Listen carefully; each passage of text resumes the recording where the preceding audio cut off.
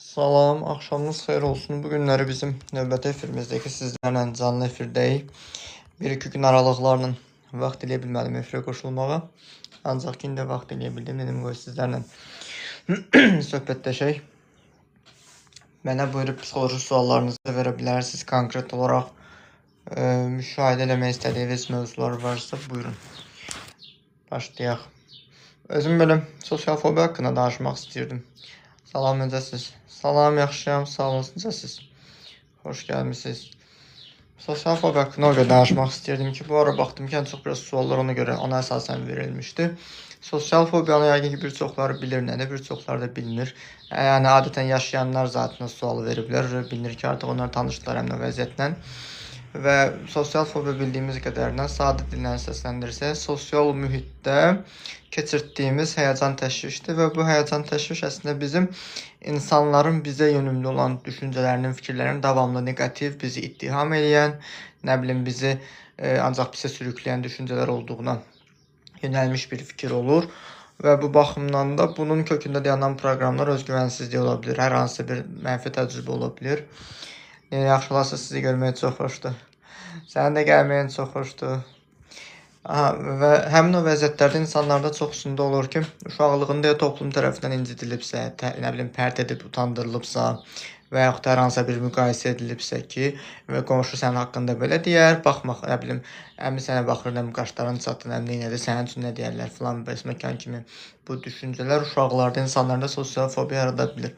Kökündə özgüvənsizliyi var, kökündə insanlar mənim haqqımda nə deyər düşüncəsi var, insanlardan fikir asılılığı var, özü ilə bütünləşə bilməməyi var ki, hər kəsdə bu individual olur ki, həm çox unikal bir keysimiz var idi ki, onun sosial fobiyası qadın olduğu halda özünü kişi kimi böyüdülməsi faktı idi ki, anası tərəfindən sevilməkdən ötürü özünü kişi kimi aparırdı, amma toplumda da qadın olduğu halda kişi kimi göründüyünə görə ittiham edilirdi, lağa qoyulurdu və bunun təşviş pozuntusunu yaşayırdı ki, bu artıq unikal bir keys idi ki, yəni özümün də kollega yoldaşlarımda bir çoxlarında belə unikal keyslər, individual şeylər olur.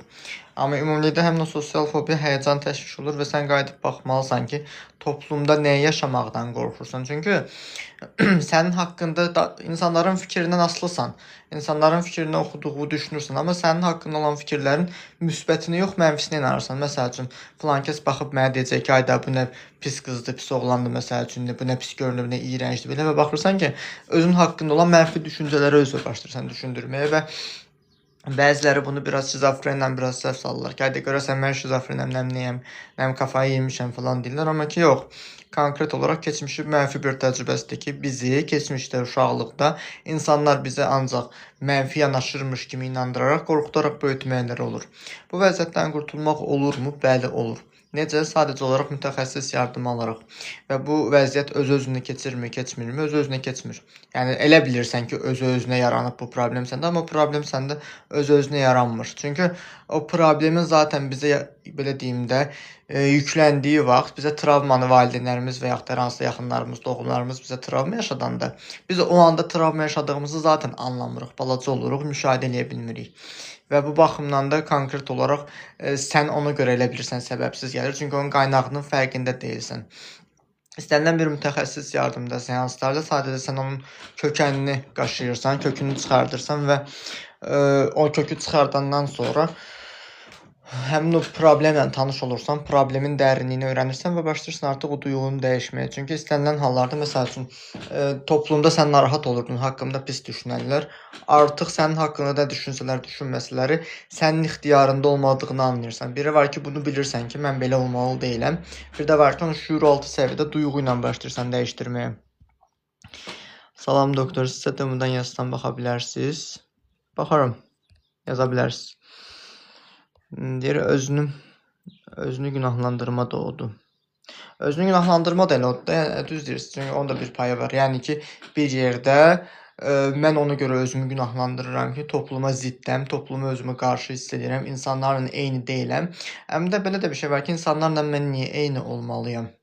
Və insanlarla eyni olmalıyam düşüncəsi, duyğusu burada konkret olaraq bilirsiniz nə olur? Toplumdan fərqlənmə qorxusu, həmin o boz kütləyə uyğunlaşma.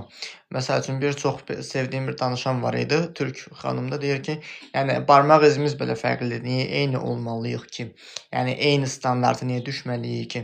Məsəl üçün mənim ürəyim filan şey istəyir, eləmək istəyir, sənin ürəyin filan şey eləmək istəmirsə, eyni standarta niyə uymalıyıq? Və baxırsan ki, əslində normala normal diye bir şey yoktu. Sadece insanların təyin etdiyi norma standart var və o standartdan kənarları var.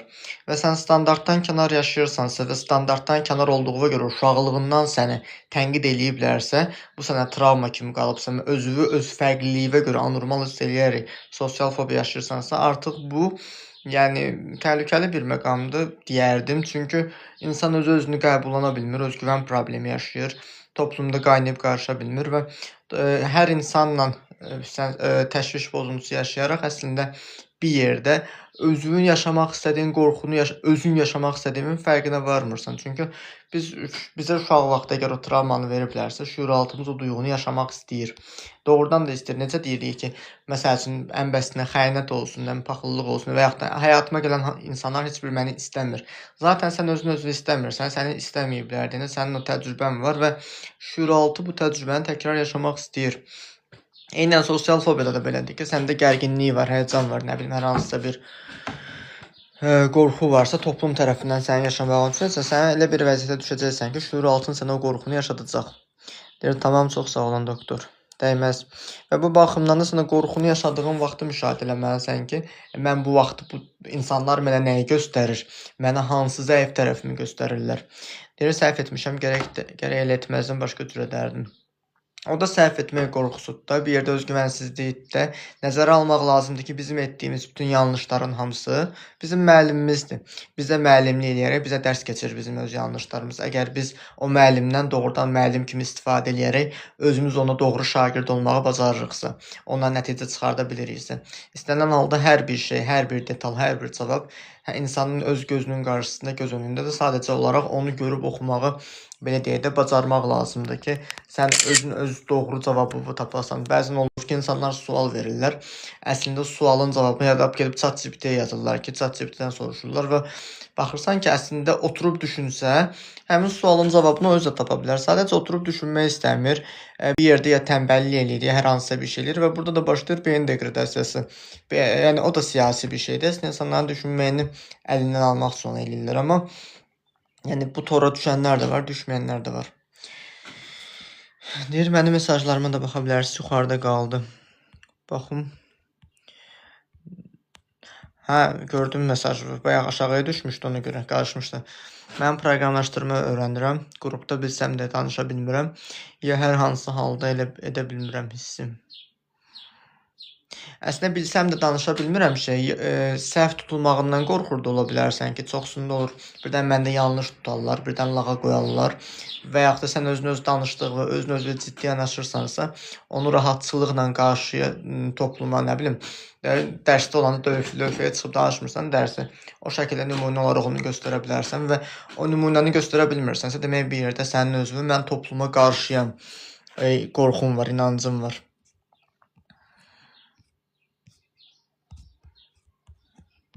Və o qorxu da insanı eləyir. Məsəl üçün, bu dəqiqə mən danışıram, efirdə adamlar var. Və mən bilirəm axı efirdə mən normal bir şey danışıram, maarifləndirici bir şey danışıram və buna görə oturub qorxmaq yəni yersizdir axı. Və o ona görə olur ki, uşaq vaxtı bizi yükləyirlər. Tanımadığın adamla danışmaq olmaz, nə bilim, tanımadığın adama salam vermə və bu bir çox insanların şüuraltısında formalaşmış bir məqamdır ki, əslində baxırsan ki, kollektiv şüurun qorxusudur. Əksər halda sənin özün narahat olursan, ya məni qəbul eləməzlər, ya səhv tutarlar və doğru eləyə bilmərəm.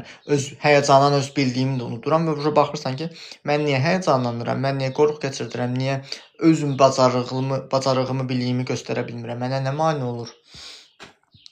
O deyir, davam edən döngülərdən necə çıxaq, amma bu döngüyə məcburuqsa, ya əlimizdən bir şey gəlmirsə. Məcburiyyət deyə bir şey yoxdur. Əlimizdən hər şey gəlir. Əgər sən əllərini istifadə etmək istəyirsənsə, Sadəcə olaraq özümüzü ya aldatmaq var, ya mənfəətimiz var, ya da ki, görmək istəmirik, görə bilmirik var. Sən doğru baxış bucağından baxsan, divarın küncündə oturub burada qapı yoxdur deyib də çıxış yolu yoxdur düşünmək yerinə, sən yönünü dəyişdirib buradakı açıq işıqlı qapını görə bilsən, yəni hər bir şey əslində bizim əlimizdən gəlir. Və bu döngüdən çıxmaq üçün də baxmaq lazımdır. Hansı döngünü yaşayırsansa, onun sənə öyrətməli olduğu bir dərs var. Sən dərsini alıb belə dediyim imtahanı daha sağlam verməyə bacarırsansa, rahatçılıqla o döngüdən çıxa bilirsən, o duyğuları buraxa bilirsənsə. Əgər hələ də o döngüdən çıxa bilmirsənsə, əlimdən bir şey gəlmir deyirsənsə, ola bilər ki, bir yerdə sən əlindən bir şey gələ bilərin fərqindəliyini yaşamalısan ki, hə, demək əslində bacara bilərəmmiş. Təşəkkürlər. Dəyməz.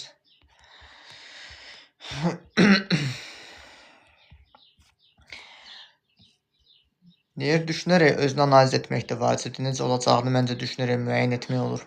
Yəni qatılıram ona. Yəni konkret olaraq insan özü-özündə düşünə bilər, amma bir yerdə bəzən insan özü-özünü düşünüb analiz eləyəndə öz yanlışını özünə etiraf edib qəbullana bilmir. Və bu baxımdan da bir yerdə sənə artıq bir mentora, mütəxəssisə, bir coacha ehtiyacın ona görə olur ki, sənə qıraqdan baxıb doğru analizdən sənə sənin özünü göstərməkdə yardımcı olsun. Çünki bəzən sual verirlər ya da iddia edirlər ki, insan özü-özünün həkimi olmalıdır. Mən qatılmıram buna, çünki insan özü-özünə əməliyyat eləyə bilmir. İnsan özü-özünə yanlışını göstərib özü-özünə onu sübut eləyə bilmir. Bir yerdə qaçır, bir yerdə gizlədir.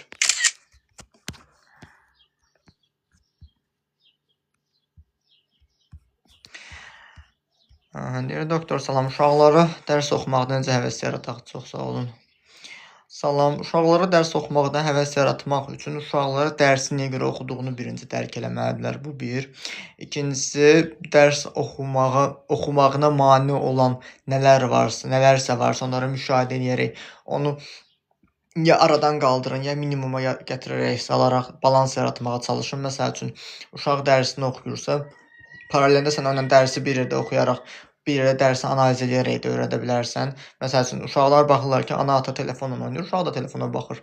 Amma görsə ki, ana-ata öz inkişafına görə kitab oxuyur, doğru nümunə olmağı bacarır, uşaqda da maraq yaranaraq başlayır. Sadəcə olaraq uşaqları tərbiyə etmək, hər hansısa bir göstəriş vermək yerinə özümüz onlarda görmək istədiyimiz nəticənin nümunəsini göstərməliyik və o nümunəni sən göstərəndən sonra övladların əslində kitab oxumağa və ya dərs oxumaq hissi rahatlığına yaranacaq.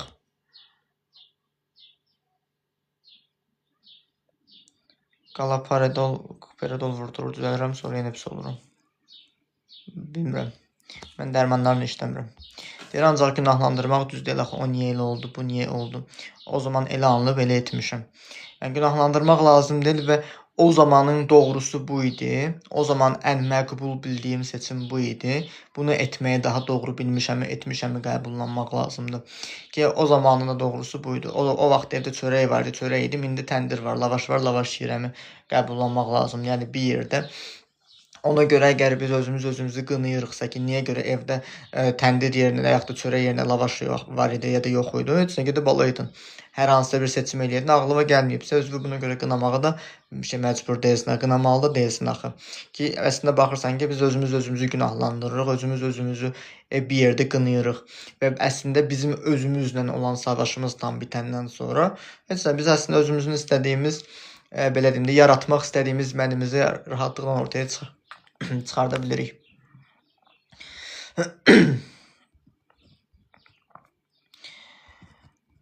Derealizasiya haqqında nə deyə bilərsiniz? Derealizasiya dissosiativ pozuntuda reallıqdan qopmadır. Siz hansı budağını yaşayırsınız onun? Yəni, derealizasiya sizin özünüzdə var, yəni necə? Çünki biri var dissosiativ pozuntu, biri var dissosiasiya, derealizasiya, depersonalizasiya, dissosiativ amneziya, bir çox şeylər var. Və konkret olaraq onların düzdür, elmi adları bir-birinə fərqlənsə də kökündə reallıqdan qopma olur. Amma reallıqdan səni qopardan və səni yadlaşma kimi hiss etdirən duyğu nədirsə, onu müşahidə etmək lazımdır ki, səndəki кейsi bilmək, araşdırmaq lazımdır. Hədə insan o fikirlə yaşaya bilmir bugünün. Sadəcə yaşamağı öyrənməlidir, belə deyək də, konkret olaraq Mən bilirəmsə ki, özümü günahlandırmalı deyiləm. O duyğumu əgər sağaltmışamsa, onun vərdişləri də məndə olmalıdır. Çünki bəzən insanlar ümumiyyətlə seansa girəndə də gözləyirlər ki, mən tez özümü sağaldım, 2 seansa bomba olum, 3 seansa bomba olum, elə şey olmur. Ona görə olmur ki, sən əslində istənilən halda bir duyğu və travmalı işləyəndə özünə bir toxum əkirsən. Və o toxumun sənin bədənini bütün sarmaşıq halını alıb sarması, cücərməyi sənin öz torpağı havalandırmağından, öz üzərində işləməyindən və davamlılığından, o torpağın sulanmağından da çox şey asılıdır ki, biri var hansı torpağa nə əkmisən. Və bu baxımdan da konkret olaraq insan özü-özünə vərdişlərini daha sağlam hala gətirib çıxardanda, məsəl üçün, mən günahkarlığımı sağaltdım, bilirəm ki, mən günahkar deyiləm, əslində özümü günahkar eləyən də özüməm, günahkar durumuna salan da özüməm, anlayıb o vərdişi dəyişdirəndən sonra müəyyən bir, belə deyim də, şəxsiyyətlikləşməsindən başa çıxmağı öyrənməliyik ki, istənilən halda problemin fərqində olmaqla sağaltmağın arasında çox şey var. Bilirsən ki, sən məsəl üçün apendisin partlayıb əməliyyata getmirsənsə, onu bilmək ona kifayət etmir axı. Onun üçün sən bir səy də göstərməlisən, onun üçün əlləşməlisən, o problemi aradan qaldırmaq üçün doğru bir həkimə, mütəxəssisə müraciət etməlisən. Və bu baxımdan da konkret olaraq sənin özün onu aradan qaldırandan sonra, necə əməliyyatdan sonra deyilərək diqqət etməli olduğun şeylər var. Biraz buna diqqət eləməlisən, biraz özünü bu cür idarə eləməlisən, qorumalısan. Və bunları sən terapiyada da istifadə edəndə, məsəl üçün, pul problemindən sağalmışam. Mən tutaq ki, pul qazana bilmirəm. Hə, aha, super, gözəl. Mən sənin bu qorxunu ki, sağaltdım. Sənin qorxun aradan qalxdı. Sən oturub gözləsən ki, hə, mən varlanacam, necə olacaq o? Yəni, bir yerdə sən sistemə girişməlisən, sistemə qarışmalısan ki, sənin özün, özündəki həmin o bütünlüyü, öz bədənini hopdurasan. Deyir, bəli, özümdə var. Nə zamandan bəri var sizdə? Nə zamandan yaranıb? Sizin həyatınızda sizə hansı yerlərdən mane olur? Buna görə hər hansısa bir yardım almısınız heç? Salam, kiçik mövzuda köməyə ehtiyacım var. Yazdım. Direct açıqdır. Direct açıqdır. Aha.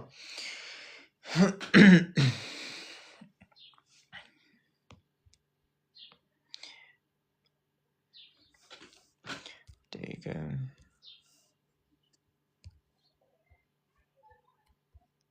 Məsəl üçün, mən reallıqdan qopma ilə bağlı bir şey var idi, кейsimiz var idi. Reallıqdan qopurdu, daha doğrusu özü-özünə yad gəlirdi ki, mən özümə yad gəlirəm, nə bilim, özümü qəbul edə bilmirəm. Seansda qayıdıb 3 yaşındakı halını görmüşdü ki, o belə deyirdi ki, mənəm, amma mən deyiləm kimidir gəlir mənə. Heç baxdıq, gördük ki, əslində bunun uşaqlığında atasının görmək istədiyi oğlan uşağı var imiş. Ki, bu oğlan da mən atamın məni idarə eləməyini istəmirəm deyirdi və bir yerdə atasının onda yaratdığı modeli inkar eləyirdi. Ki, bu da onun özünə yad gəlirdi. Məsələn, sən su içmək istəyirsən, sənə deyir çay iç.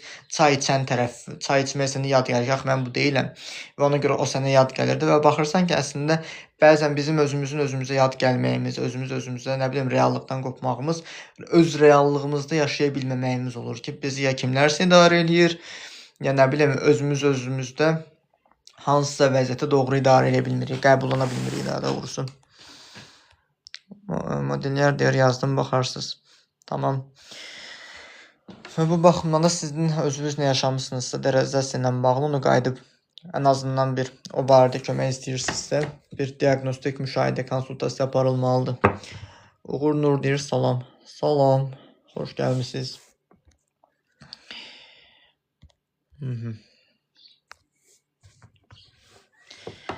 Deyir, bəzən içimdə qəribə bir sakitlik olur, amma deyir, bu rahatlıq deyil, sanki hisslərin dayanması kimi hiss edirəm. Sizcə bu nə adlanır?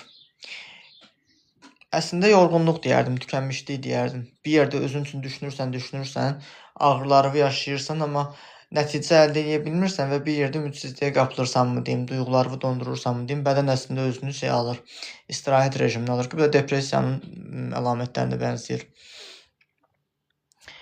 Deyir, təşviş pozuntusuna nə məsləhət verərdiniz? Təşviş pozuntusuna verəcəyim məsləhət, təşvişi niyə idarə edə bilmirsiniz və hansı vəziyyətlərdə idarə edə bilmirsinizsə, onu idarə eləməyi öyrənin. Niyə görə bir insan digər insanların yanında bizə yoxmuş kimi davranır, şəxsə çox dəyər verdiyini. Əslində insanların sizə qarşı əsl niyyətləri, sizə qarşı əsl münasibətləri, xislətləri digər insanların yanında sizə necə davrandıqlarıdır. Yəni təklikdə məndən ya çəkinərək ya yaxud da üz-üzdən utanır deyibən qayıdıb mənə hər hansısa ərk eləyə bilmədən normal davranırsa, xoş davranırsa, o onun demək bir yerdə süni bir roludur. Əslində insanların içərisində insanlara baxaraq, cəsarət alaraq sənə qarşı əsl niyyətini üzə çıxardır.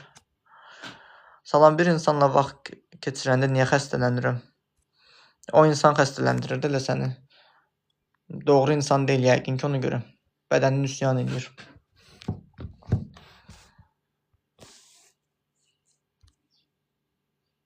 Çünki insanın orqanizmi, insanın ruhu ilkin görüşdə belə mən həmişə deyirəm ki, bir insanı ilk dəfə tanış olanda, ilk dəfə görəndə onun əslində ona baxanda, ona qarşı hiss etdiyiniz duyğunu, düşüncəni diqqətlə analizdən keçirdin.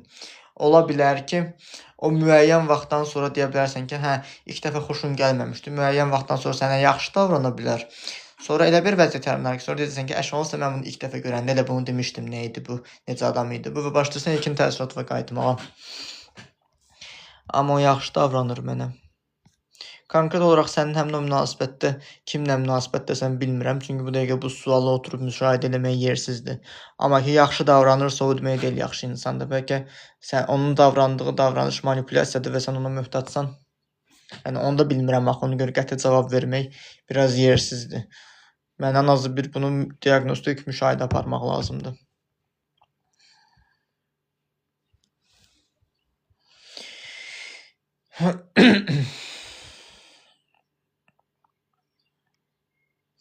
Həkim, anam o biri uşaqları istəyir, məni istəmir. Nədəndir? Yəqin ki, o biri uşaqlarını idarə eləyə bilir. Səni idarə eləyə bilmirsən, öz istədiyin kimi yaşayırsan. Ona görə də səni istəmir. Nəzərə alın ki, valideynlərin bir ananın, fərq yoxdur ana-ata, bir ananın sevgisi varsa o bütün övladları olur. Sevgisi yoxdur, heç bir övladın olmur. O qədər adam tanıyıram ki, uşağı görünüşcə öz siması, özünə oxşuyur, yəni uşağını sevdiyini düşünür, amma sevmir. Onun altında da yəni başqa bir fakt yatır ki, özünə bənzədiyinə görə xoşu gəlir sadəcə. Amma ki, yəni sağlam münasibət deyil zatını. Bir yerdə ayrı seçkiliyə salırlar çünki. Bədən siqnalına inanım. Məncə hə.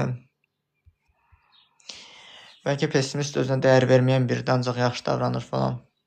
O da ola bilər. Çünki bəzən olur ki, insanlar bizdən yaxşı davransa belə, təsəvvür elə ki, bir insan mənə xoş davranır, amma özünə qarşı pis davranır. Əlbəttə o insan mənə səmimi gəlməyəcək. Ki, bu insan yəni heç özünə xeyri yoxdur. Özünə zülm eləyir.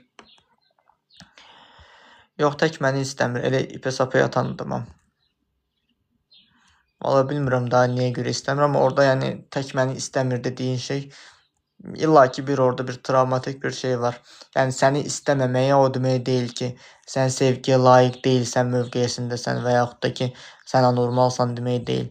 Sadəcə olaraq anavın özü müəyyən bir yerdə sənə ayıracaq bir öz travmasını görür səndə. Ya səni bir-birləri oxşadır, ya nə bilim hansısa bir şey var, nə bilim də oturum, nə deyim. Yəni orada yəni normal bir şey deyil. İnan mənim dostum yaxşı idi, ancaq mənfi biri idi, ayrıldım. Super, ayrılmasansa super. Çünki mənfi ilə müsbət eyni yerdə olmur. Ona görə olmur ki, təsəvvür elə ki, mən özümdən götürürəm ki, sağalmağa inanmayan bir adam mən necə sağalda bilərəm? Seans təklif eləyə bilərəm. İlla ki, ikimizdən biri bir-birimizə bənzəməliyik, ya o mənə bənzəməlidir, mənim enerjimə uyğunlaşıb özünü müsbətə yönəltməlidir, mən neqativə düşməliyəm. Mən niyə neqativə düşməliyəm? Deyir, vəbşə özünə dəyər verməyən biri ilə dostluq edəndə iyrənc hiss edirəm, özümü daha etmirəm. Super, gerçəkdən əla. Yəni, çünki özünə dəyər verməyən sənə necə dəyər verəcək ki? Atama oxşadır deyə. Ver mənə. Ola bilər ki, atanla münasibəti yaxşı deyil və ona görə də hansısa bir xüsusiyyət və yaxud da fiziki görünüşü neysə ona bənzədir, amma ki, o onun özünün problemidir. Amma sən orada qurban vəziyyətindəsənsə, qurban rolundan çıxa bilərsən. Sənin ananda sevgi yoxdur, anan sənə sevgi verə bilməz axı. Onda sevgi yoxdur. O sevgi verməsi üçün gərək özü sağalsın.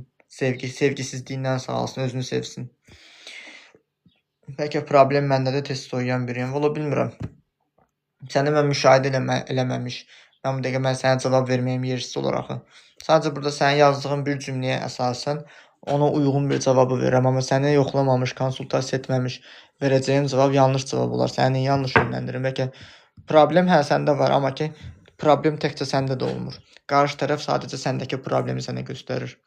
Yəni ki, mən sənə qıcıqlanıramsa, sən mənə qıcıqlanırsansa, sən mənə niyə qıcıqlanırsan ki? Məni bugün görmüsən, bugün tanıyırsan. Demək ki, səndə olan travmatik duyğunu qaldıracaq bir üstün bir enerji var məndə. Onu sən travmatik olaraq özündə yenməmisən, aşmamısan. Paxıllıqlar niyə görə olur?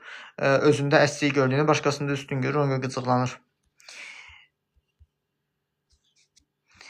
Bir insan niyə durduğu yerə hər 20 dəqiqədən bir baxır, biraz sonra başını çevirir köhnə dostu? Nə bilim.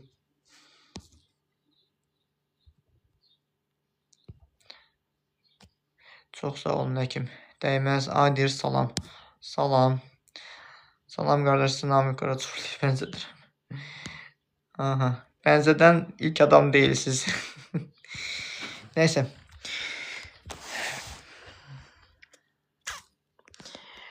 Həkim, qorxulardan necə azad olaq? Qorxulardan azad olmaq üçün qorxularına baxmalısan ki, nədən qorxursan və hansı qorxuların var və qorxulardan azad olandan sonra necə yaşamaq istəyirsən?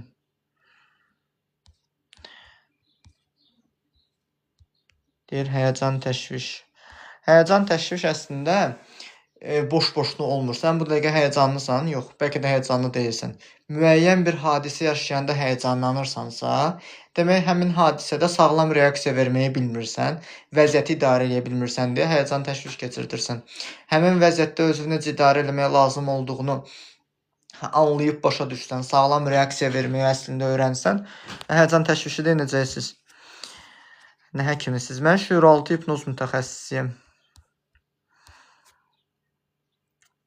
Hipnoz edirsiniz, yazacaqdım. Bəli, hipnoz edirəm. Çox sağ olun. Dəyməz Aylin.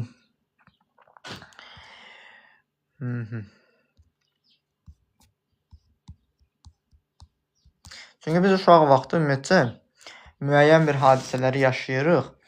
Həmin hadisəni, belə deyim də, konkret olaraq uşaq olduğumuza görə anlamırıq nədir, təcrübəsiz olduğumuza görə başa düşmürük nədir. Və həmin hadisə sırasında vəziyyətə hansı münasibəti sərgiləyiriksə, həyəcan, təşviş, qarışıqlıq, nə bilim, vəziyyətin içindən çıxa bilməmək, o bizim şüuraltı bədən yaddaşımızda qalır.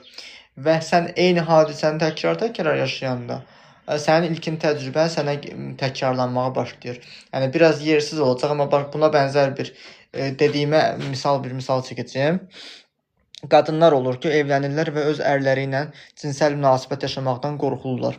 Qorxularının kökündə dayanan səbəb uşaqlıqlarında təcavüzə uğrayıblar və bədənlərinin şüuraltı yaddaşlarının cinsəlliklə bağlı ilkin təcrübəsi zorlanma və iyrəncliyidir.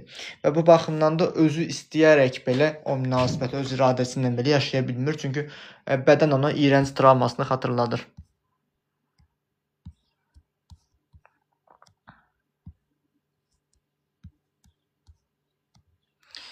Necə düşə bilərik qəbulunuza?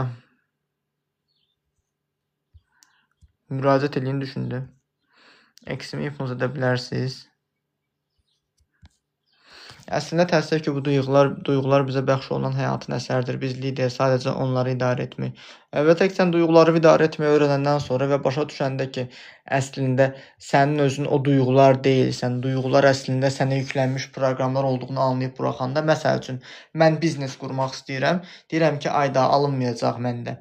Və alınmayacaq məndə deyə mənim düşündüyüm hiss, mənim 6-cı hissim deyil, sadəcə olaraq mənim özümün uşaqlıqda mənə sən heç nə bacarmazsan deyən insanın səsi ilə eyni bir səsdir. Qayıdıb sən o səsin yanlış olduğunu anlayıb, əslində sənin potensialına mane olan proqramı engəllədiyini anlayanda və onu dəyişəndə istədiyin nəticəni əldə edə bilirsən. Belə deyək də, təsəvvür et ki, şəlalə axır və yaxud da göl çay var. Çayın qabağında yekə bir qaya varsa, əlbəttə çayın suyunun dövran eləməyinə mane olacaq. Sən o qayanı ortadan götürəndən sonra artıq su daha sağlam başlayacaq sirkulizasiya eləməyə və başlayacaq dövranda olmağa. Ki, bütün duyğular da belədir. Hətta bunu hindularda var o şey. Onlar ən çox çakralarla işləyirlər və çakralar əslində, çakralarla mən də bəzən işləyirəm. Yəni necə işləyirəm? Yəni konkret olaraq bədənimizin əslində müəyyən açılma, qapanma nöqtələri olur. Necə olur ki, enerjilərin yığılma nöqtələri olur. Və o enerjilərin engelləyən və enerjilərin bir-birinə olan necə danışdıq və yaxud suyun axmağı, şəlalənin axmağı və yaxud da yağış yağmağı hamısının bir-birinə bağlılığına mane olan duyğular və yaxud da hər hansı bir şey varsa, çakralarda belə onlar işləyir.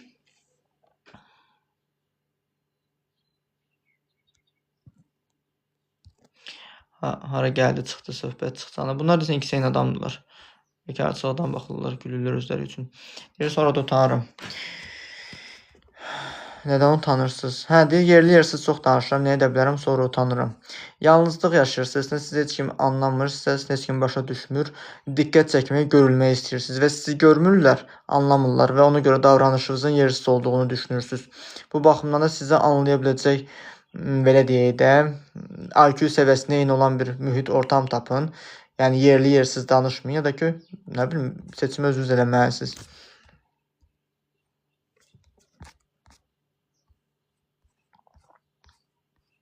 Salam, necəsiz? Bugün bir şey öyrəndim. Salam, yaxşıyam, sağ olun, necəsiz?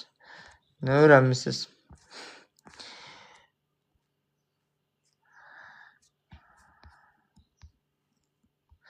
Deyir, biz Hindistanlıların hər işdə, bu Hindistanlıların hər işdə əli var. Coğrafiyada 10 səhifə məlumat varsa 9-unda adları var. Əgər biz valideynlərimizi bağışlamasaq, həyat bizə onları yaşadan insanları qarşımıza çıxardacaq. Hə, çıxardacaq və sənin özün də dönüşməkdən qorxduğun insana dönüşəcəksən. Valideyni bağışlamadıqca, onu qınadıqca, onu anlamaq üçün, şüur altına ona haqq qazandırmaq üçün, onu qınadığı üçün ona bənzəyəcək. Mən beynimdə sadəcə pis ssenariləri fikirləşirəm. Niyə? Sadəcə onu fikirləşirsiniz? Danışmağı dayandıra bilmirəm. Çox sağ olun.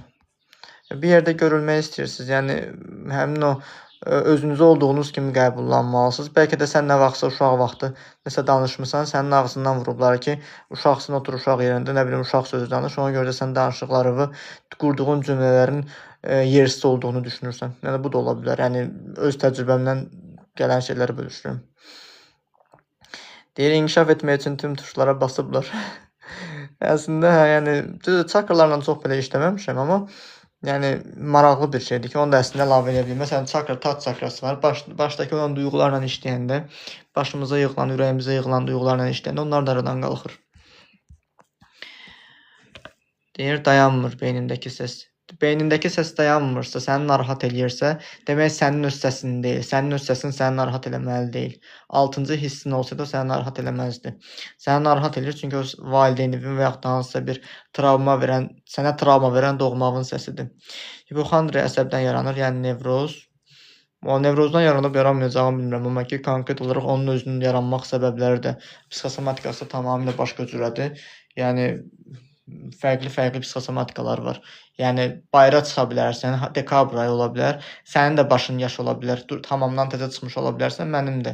Hərəmizdə başqa cür soyuq dəymə simptomları olacaq. Birimizin boğazımız ağrıyacaq, birimizin qızdırması olacaq. Yəni, hamı deyini olmur. Hərə bir əlaməti özünə götürür. Salam əleykum, qardaş. Axşam yerimə girəndə fikrimə gəlir ki, sabah təşviş olacaq. Özün yaradırsan da, fikirvə gətirirsən deyə də olur. Niyə təşviş yaşamaq istəyirsən ki, sabahsı gün?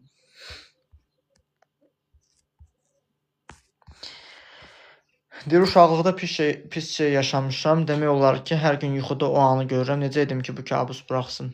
Yuxuda onu görürsənsə, demək ruhun üsyan eləyir ki, məni burax, məni şəfalandır. O hadisəni, həmin o duyğuları şəfalandıraraq, həmin o vəziyyətdən qurtula bilərsiniz.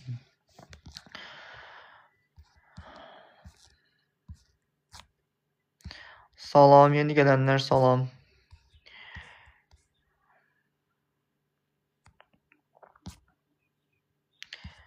Çünki biz əgər bir şey yuxumuzda görürüksə, demək bir yerdə şüuraltımız orada həmin hadisədə ya nəyisə anlamayıb, nəyisə başa düşməyib, nəyisə anlayıb, başa düşmək istəyir. Həmin informasiyada natamamlıq var. Çünki təsəvvür elə ki, sən seriala baxırsan və serial maraqlı yerində qurtarır. Yəni, sən bir həftə və yaxud da 2-3 gün fraqmanın çıxmağını gözləyirsən ki, görəsən gələn bölümdə nə olacaq? Və bizim əslində beynimizdə yaşadığımız travmaları belə niyə görə yaşadığımızı anlamırıq. Niyə mən bunu yaşadım? Niyə mən belə duruma düşdüm? İndi niyə görə mən bunu yaşadım deyə sorğuluyuruq. Və o qeyri-müəyyənlik də bizim beynimizdə dayanır, başlayır bizi narahat eləməyə. Yuxuda görməsəm gün içində yadıma düşməz, amma nə olursa olsun dayanmır yuxu. Valla sağalmalısan, yəni konkret olaraq bir mütəxəssis yardımı ala bilərsən. Əgər doğrudan da yuxularından dostlaşmaq istəyirsənsə.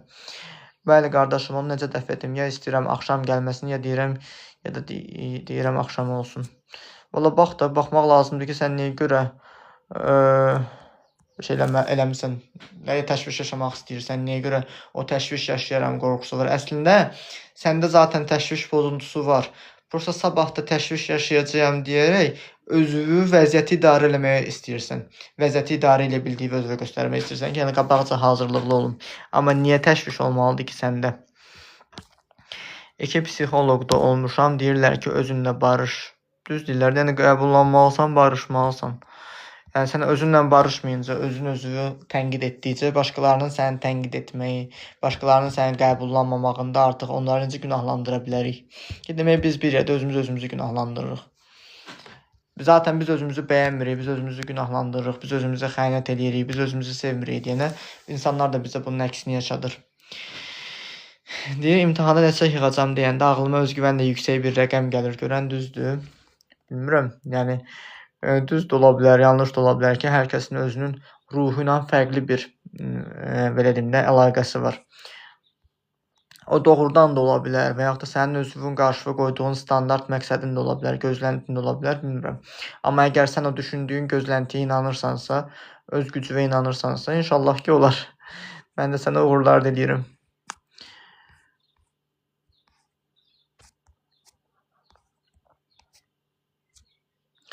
Eyni iş yerində olduğum insan var, travmatik bağlanma yaşayıram, onu da bilmirəm, 6 ay acı hiss edirəm. Bəs nə etmək istəyirsən? O insandan ayrılma, travmatik olaraq bağlanmanı qırmaq istəyirsən, necə? Amin, çox sağ olun. Nəticələrimi bölüşərsən burada mənlə. Canlı efirdə. Aha.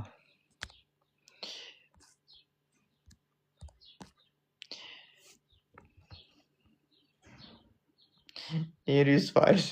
Gözləyəcəm. Unutmaq istəyirəm, bəli, onu qırmaq istəyirəm, təbii ki. Ona görə baxıb da, yəni konkret olaraq araşdırmalısan ki, sənin özünün enerji olaraq, duyğusal olaraq hansı negativ bağın var ki, onu buraxa bilmirsən, araşdırmaq lazımdır. Əgər özünü anlaya bilmirsənsə, araşdıra bilmirsənsə, yəni hər hansısa arzuladığın bir peşəkar mütəxəssisdən yardım almalısan ki, onu müəyyənləşdirərək o duyğunu qırasan. Çünki əslində o insanı buraxa bilməmək müəyyən bir duyğun var və o duyğusal boşluğun səni o insana qarşı sürükləməyə çalışır. O duyğusal boşluğu sən özünü-özündə tamamlayaraq, özünü-özündə yetərli hiss edəndən sonra artıq həmin o insanlar sənin həyatına gəlməyəcək. Salam, panik atak ürəyə ağrı verə bilər. Bu sualdır, bu sual deyil amma təsdiq cümləsidir ki, verə bilər. Bilmirəm, yəqin hər də fərqli olur da. Panik atakda çünki ürək çırpınması olur, ürək tez-tez döyünür və sıxılma hissi yarana bilir. Verə bilər. Versin də neyini indi?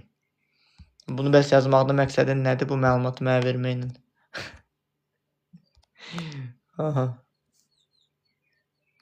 Çünki sual vermədin ona görə. Neysə. Deyir, sizcə yaxşı gəlin və pis gəlin deyə termin varmı? Qaynanam gözündən baxılarsa. Qaynanava görə yaxşı gəlin əgər belə deyim də yerlərdə sürünən quldursa, yox. Yaxşı gəlin, pis gəlin deyə bir şey yoxdur. Konkret olaraq özünün ürəyi istəyən insan olmaq var və digər özünü qəbullandığına görə gəlinin də olduğu kimi qəbullana biləcək müdrik qaynana var. Elə bir qaynana yoxdursa, travmalarından sağalmayan qaynana varsa, heç gəlini də pis görəcək. Sual verdim. Mənə cavabladım da bayaq dedim axı. Ürək çırpınır. Ürək çırpındığına görə də, ürəkdə döyüntü tez-tez olduğuna görə sıxılma verə bilir. Amma şiddətli ağrı verdiyini deyirsənsə, bilmirəm. Təcrübəmdə elə birisine rast gəlməmişim.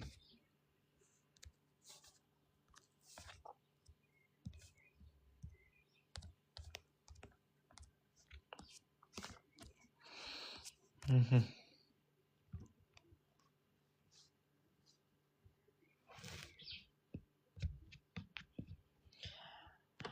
bəzən insanlar mənə sən çox sakit deyir. Sual niyə getdi o tərəfə? Sən çox sakit görünürsən deyirlər, amma bilmirlər ki, içimdə daim yorulmayan bir düşüncə var. İnsan niyə daxilindəki qarışıqlığı gizlətməyə öyrəşir? Çünki etiraf eləmək istəyirsən, bildirmək istəyirsən, səni anlamırlar, başa düşmürlər. Ona görə də bir yerdə vərdişə çevirirsən. Əslində istəyirsən kiməsə bildirəsən ağrıva, amma vərdiş etdiyinə görə vərdişin icazə etmir. O vərdişi də ona görə yaşayırsan ki, birdən məni heç vaxt anlamazlar, başa düşməzlər. Oğlumun səhvlərinə görə ona inamım itib. Oğlunun səhvlərini onun təcrübəsi kimi niyə qəbullanmırsan ki? Oğluva niyə belə ümidlərini bağlamısan? Oğluva itirdiyin inam əslində sənin özünün gözləntindir. O gözləntiləri özün niyə qarşılamırsan ki? Yəni özünü reallaşdıra bilmədiyin arzuları oğlundan niyə gözləyirsən?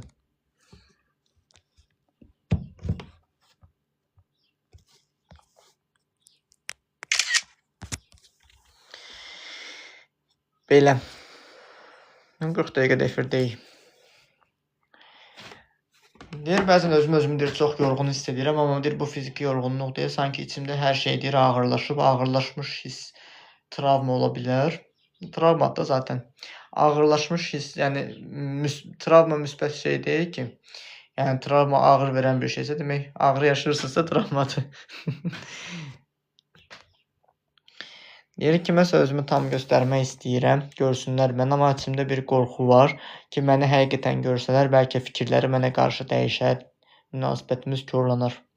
Özünüzü niyə qəbullanmırsınız ki? Münasibəti dəyişəcək, korlanacaq, lap yaxşı. Biləcəksən ki, bu insan sənə uyğun deyil, getdi.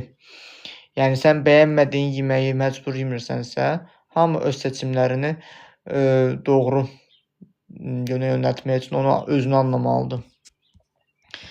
Salam Zamanova deyir, sizcə müdrik insan kimdir, onu necə tərif edərdiniz? Müdrik insan konkret olaraq öz ruhu ilə əlaqədə olub və öz duyğularını idarə etməyə bacaran və öz duyğularını idarə etməyə bacardığına görə digər insanların da qəbullanan bir insandır. Konkret olaraq özü öz halında yaşayır və özünün olduğu kimi qəbullanır. Bir yerdə nə heç kimi sorğulamır, nə heç kimi qınamır, nə heç kimi tənqid eləmir. Yəni özü ilə barışıq bir insandır. Çünki Budda səviyyəsində deyirlər ki, Budda səviyyəsinə düzdür, heç mən özüm elə gəlib çatmamışam, amma konkret olaraq Budda səviyyəsi nədir? İnsanın tamamilə bütün duyğularından sağalmağı və bütün duyğulardan sağalandan sonra tam özü ilə bütünləşməyidir. Ki, yəni bu Budizmdə daha çox geniş yayılmış bir məqamdır. Deyir, başım dumanlıdır, nədən olar? Olduğunuz reallığı qəbullana bilmirsiniz, ola bilər. Bəzi anlarda normalda gülməli olmayan şeyləri də gülməyə gəlir, sanki beynim lağa qoyur. Stres atma yöntəmidir. Ola bilər. Stres atma yöntəmi də ola bilər. Yalandan ayıb olmasın deyə gülmək istəmiş də ola bilərsin. Təşəkkür. Dəyməz. Çünki hər bir şey bir seçimdir. Yalan danışmaq da, nə bilim, kimin sözünə gülməyi də bir seçimdir. Konkret olaraq baxmalısan ki, gülməyə niyə ehtiyac duyursan. Yəni, yenə də hər vəziyyətdə, həmin o vəziyyəti yaşayan sənsən, gülümsəyən sənsən. Özünə sual ver ki, sən niyə gülürsən?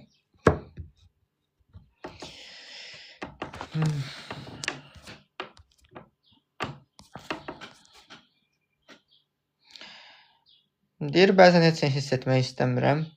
İstəyirəm bütün hər bir şeyi dondurum, dondura bilmirəm. Bunun bir yöntəmi var. Yöntəmi bilmirəm mən, çünki dondurmamışam heç kimi. Yanımda kimsə olmasa da elə olur.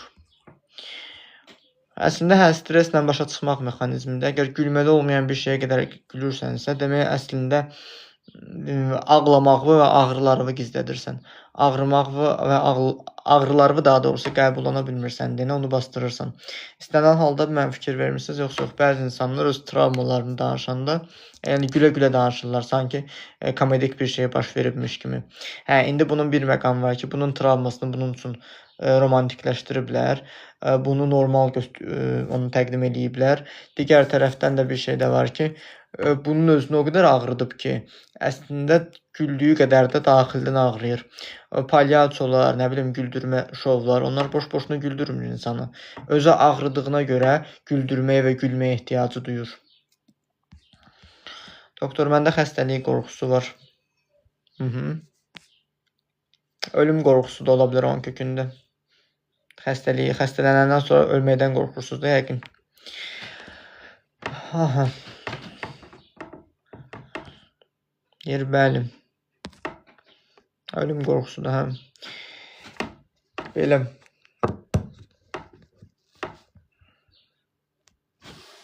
İnsan öz təkliyində baş-başa qalarkən nələr etməlidir? Mənim sadəcə beynim susmur, heç bir şey edə bilmirəm. Beyni susturmaq lazım deyil.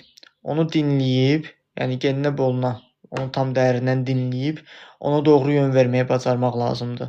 Susturduğumuz hər bir duyğularımız, düşüncələrimiz bir yerdən vulkan püskürdərək bizim bədənimizi ağrıdır.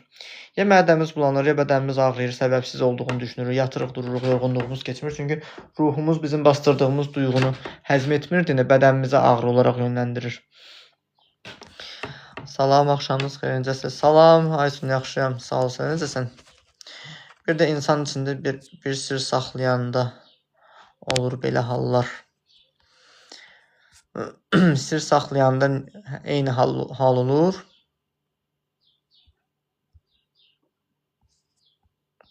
Salam doktor, məndə həyəcan, stres həyəcan var. Aha.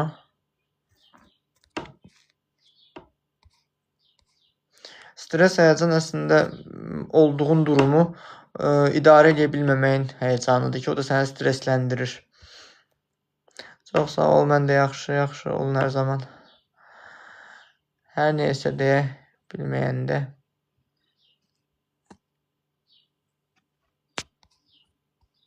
Əslində özünü günahkar hiss edirsən bəlkə də. O günahkarlıq duyğundur bəlkə. Və ola bilər ki, ölüm qorxusunun kökündə günahkarlıq da var ki, o duyğunu yaşamaq istəyirsiniz. Çünki ölüm qorxusu bizdə niyə olsun? Biz bir qorxunu yaşayanda, bir təcrübəni yaşayıb, doğru başa düşməyəndə ondan qorxuruq, həyəcanlanırıq. Siz ki, ölüb dirilməmsiniz ki, əvvəlki dünyada cəhənnəmə deyəsən düşdüm, oradan qorxdum, bura qayıtdım, artıq getmək istəmirəm deyib də qorxasan. Yəni, bir yerdə demək sənə bunu informasiya olaraq, duyğu olaraq qorxusunu yükləyiblər. Ona görə həmin o duyğudan sağalmalısınız ki, belə. Neysə, mən nefri sonlandırım bəlkə. Görüm, suallar biraz seyrəldi.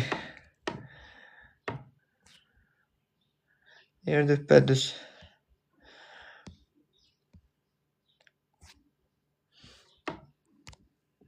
Yer yaxınlarım edib bu halı. Başa düşürəm, istənilən halda qorxuları zaten bizə yaxınlarımız verir, duyğuları yaxınlarımız verir. O duyğudan sən sağala bilərsən, sağalandan sonra artıq həmin o vəziyyətləri keçirtməyə bilərsən ki, o sənin seçimindir. Yəni, seçim burada bilirsən nədir? Ya yaxınlarına nifrət edərək yaşayırsan ki, mənə travma veriblər, ya da onlardan almalı olduğun dərsi başa düşürsən, onları mühakimə etmirsən, onları qınamırsan və onları qəbullanaraq o travmadan sağalırsan. Çünki biz bir travmanı ona görə yaşayırıq ki, bizim yaşadığımız travma bizi bir sonrasına hazırlayır. Yəni, bəzən deyirlər, insan öz valideynlərini seçə bilmir. Bəlkə də biz əslində ezoterikanın bir araşdırması var ki, biz zaten bir müəyyən valideynlərdə doğulmağı özümüz seçirik ki, müəyyən bir həddə qədər gəlib çıxmaq üçün müəyyən dərsləri verək. Yəni, gün o gün gəlib çıxa bilər ki, sənə şillə vuran insana belə təşəkkür eləyə bilərsən ki, yəni, sən mənə şillə vuranda mən qorxdum, qızardım, amma mən də sənə şillə vura bilərdim, mən də özümü qoruya bilərdim, başa düşmürdüm. Amma sən mənə bunu başa saldığın üçün təşəkkür eləyirəm, gəlib çıxa bilərsən. Elədir, bilə-bilə mənə danışıb qorxuzdurdular, hələ də çıxa bilmirəm, hətta acilə də düşdüm. Görürəm ki, problemin ciddidir, yəni bu ilə bağlı hər hansısa bir mütəxəssis, psixoloq, hər hansısa bir yardım almısan. Çünki vəziyyətin ciddidir, bir yardım almalısan. Mən də tövsiyə görərdim ki, ya istəyir mən, ya istəyir başqası bir yardım almalısınız. Ki, yəni acilə qədər düşürsünüz. Demək, bir yerdə həyəcan, təşviş, bəlkə də panik atak verir bəlkə də sizə. Panik atakın zaten kökündə olan qorxu, ölüm qorxusu olur da. Salam doktor, özüm xəstəyəm, elə bilirəm yaxınlarımı itirəcəm. Uşaqlarım pis günə qalacaq. Mən nə bilim. Uşaqların niyə pis günə qalsın, birincisi. Sualı tam başa düşmədim. Nəysə.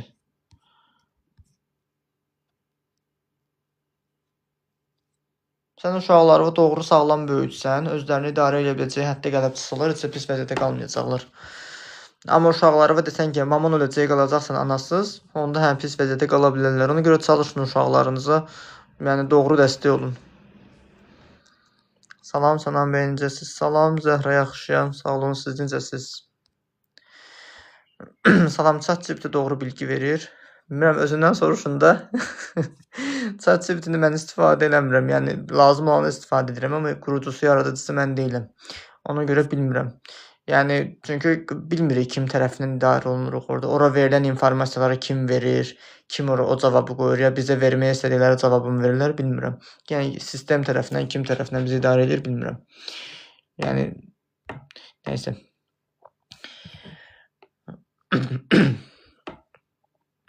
Niyə ChatGPT məni hər gün quruza salır?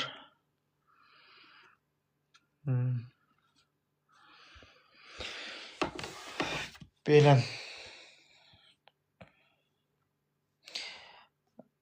Sən antidepressant qəbul etdiyin vaxtda belə sənin ağrıların keçmirəm.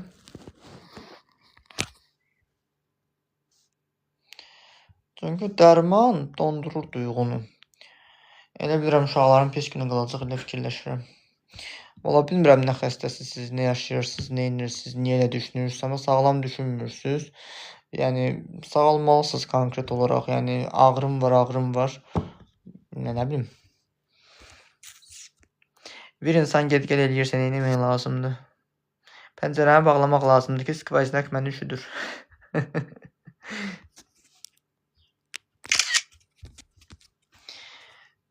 Deyir, yox, qəbul etmirəm, bilirəm ki, bu onunla keçmir. Keçmir, o sonla keçmir. Həmin vaxta qədər müəyyən ağrını dindirir, amma tam keçmir. VS deyir, salam. Salam.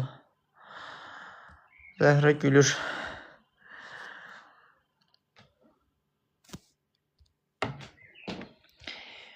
Deyir, psixologların hamısı niyə sakit olur? Səs-küylü adamları sakitləşdirə bilsin deyə. Yəni, təsəvvür elə ki, bu arada mən psixoloq deyiləm, mən şüuraltı hipnoz mütəxəssisiyəm. Konkret olaraq panik atakla olan bir insan, yazıqlığı olan bir insan gəlib oturub mənə problemini danışsa, mən də onun qabağında oturub ağlasam, mən ona kömək eləyə bilərəm. Sizin dediyinizə gülürəm. Skvajnaka. Neyse de gülür.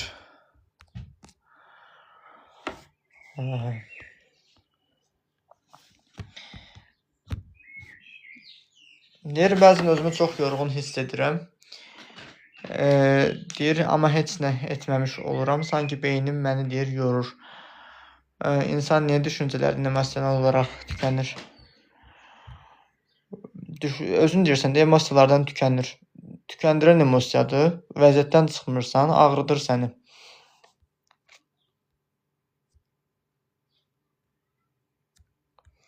Deyir, elə hər dediyinizə. Mənə psixiatr yəni antidepresan yazan həkimdir, dedi ki, seans al.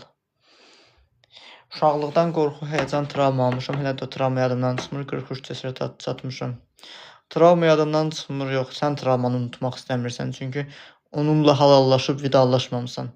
Vidalaşmağı bacarandan sonra, sağlandan sonra çıxacaqsan. Yəni, istəyir 43 yaş olsun, istəyir 63 olsun, fərqi yoxdur. Müəyyən vaxtdan sonra həmin ağrılar, acılar dinir. Prost olaraq onu biz özümüz qəbullanmalıyıq.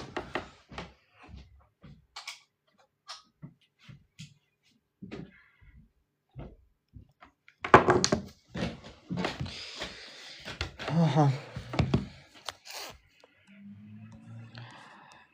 Belə. Deyirsin, savadınıza heyranam. Aha. Bəs nə etmiyorlar? O travmalarla üzləşib sağalmalısınız sadəcə. Ki, o travmalarımın demək sənə öyrətməli olduğu bir dərs var. O dərsi anlamalısan və onu buraxmalısan ki, artıq mən dərsimi öyrəndim. Yəni, istənilən ağlınıza gələ biləcək hər bir travma ola bilər. Nə bilim, yəni hər neysə. Yəni bir mütəxəssis yardım almalısınız. Anam keçmiş adamda hamıya qarğıyır. Uşaqların hamısı puçulub qarğışdan olar. Olar. Ola bilər ki, qarğışdan olsun. Amma belə də bir şey var ki, bəzi valideynlərə görə də, bəzi mədəniyyətlərdəki inanclara görə ananın qarğışı tutmur ki, göz onun qabağını kəsir. Amma ananın qarğışı tutur, birbaşa tutur, amma başqa cür tutur. Ki, yəni uşağın şüuraltısına proqram yazır, kodlama yazır və ona görə də uşaqda mən həmin o qarğışa layiqəm inancı düşüncəsi yaranır və başlayır onu həmin o döngüyə salmağa. Axı bizim valideynlərimizin səsi bizim şüuraltımızın ana dilidir. Yəni bizi avtomatda tez hipnoza salan səslər onlarındır.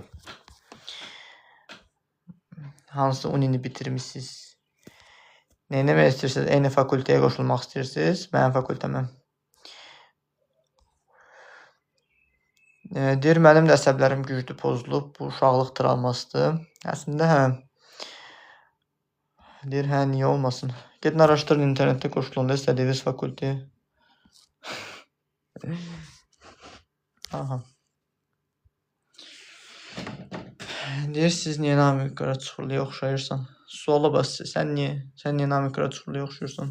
Mən nə bilim. Adını demədiniz axı. Mən universitet tələbəsi deyiləm. Mən Hipnoz Akademiyası məzunuyam.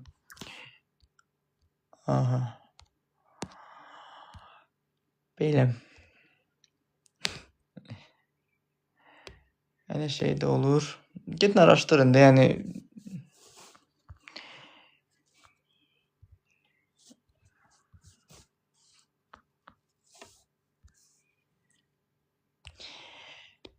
hipnozla siqareti tərk etmək olarmı? Olar. Siqaretlə hansı duyğusal boşluğu qarşılayırsansa, onu siqaretsiz qarşılamağı öyrənəndən sonra siqareti buraxırsan. Siqaretlə kişilərin çoxsunda ya özgüvən qazanırlar. Əsasən siqaret vərdişi bilirsiniz nədən yaranır? Məsəl üçün uşaqdır, onun 13-14 yaşı var. Hər hansısa bir müəyyən bir qruqun içərisinə düşür və orada ona bir siqaret təklif edirlər. O siqaret çəkməyəndə ona orada mama uşağı kimi baxırlar, onu damğalayırlar, etiketləyirlər və bu uşaq da o şeydən, döngüdən çıxmaq üçün ən azından özünü başlayır siqaret çəkməyə vərdişini qazanmağa ki, bu təbii ki, hər kəsdə eyni yaranmır, hərəsində fərqli cür yaranır ki, amma ilkin budaqlar bu ola bilir. Mən kəsilmədən sonra dəli olmuşdum, hələ də müalicə gedir, amma məni kökəldib dəhşət dərmanlar. Neçə yaşında kəsilmisiniz ki? Neçə yaşınız var ki? Çünki menopauza əslində konkret olaraq müəyyən yaşdan sonra başlayır. Erkən yaşdadırsa demək travmadır. Yəni nə qədər dərman da eləsəz, nə eləsəz də, yəni ona görə onun xeyri olmur. Voram deyir, salam Sinan bəy, salam.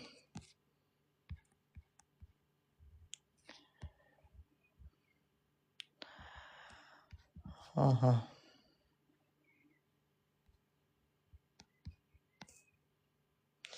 Necəsiz? Yaxşıyam, yaxşı olasınız. Mən menopoza girmişəm, nə qarım. Keçən il kəsilmişəm, deyir imtahandan bu ildə kəsilmişəm, dəqiq dəli oluram. Neçə yaşınız var ki sizin? Dən yaşınızı deyin də. Çünki menopauza biri var ki, müəyyən vaxtdan sonra normal yaş qrupuna görədir. Bir də var ki, konkret olaraq şeydir. Var zakon.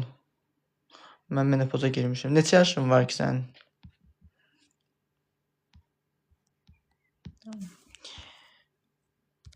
Atım sənə bloka. Onsuz da valla profil adlarından bilinir ki, normal sual vermirlər.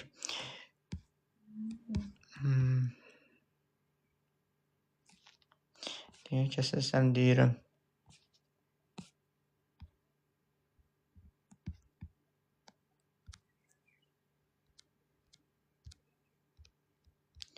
Bura niyə belə bazara çevrilir, mənə çatmır da, cəmaət bekar deyə Allah haqqı. Bu bizlə məsələnir. Elə etdi, satdım, mən də bloka getdilər.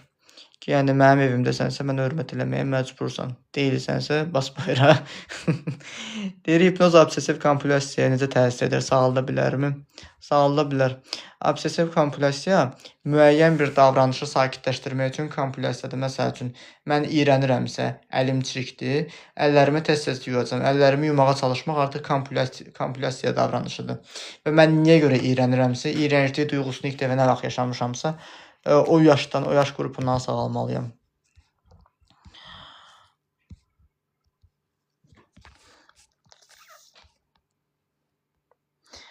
Uniyə girsəm qışqıracam.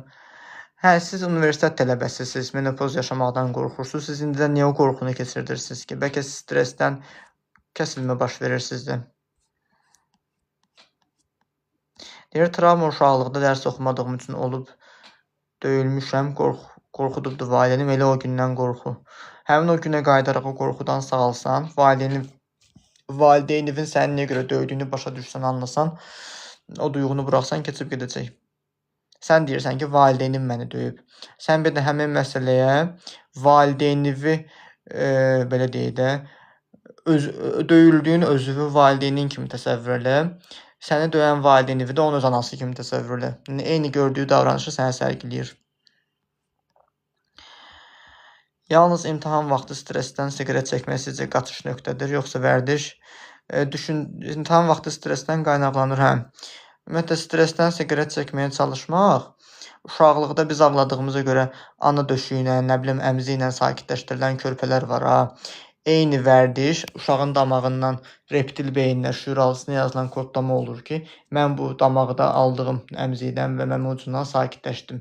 Və eyni vərdişi stressdən sakitləşmək üçün siqaretlə və yaxud da qələm qapağını damağımıza toxundururuq. Eyni vərdişi ilə təkrarlayırıq. Kimisi olur ki, qələmi tutur ağzına. Hamı mənə ağıllı deyir, səbəb nədir görən? Valla, elə suallar verirsiniz ki, mən bilmirəm sizin ağlınız nə dərəcədədir, sizə ona niyə görə deyirlər, doğrudan da ağıllısınızmı, siz öz ağlınızı görmürsünüz, amma sizi görürlər, deyirlər, bilmirəm. Salam Sənan bəy, necəsiz? Yaxşıyam, sağ olasın, necəsiz? Nə bürcüsüz? Sizə nə? Nə bürcüyəm? Özünüzə aid suallar verin də. Məsələn, nevroloq mənə içəri girən kimi dedi. Nə dedi sənə?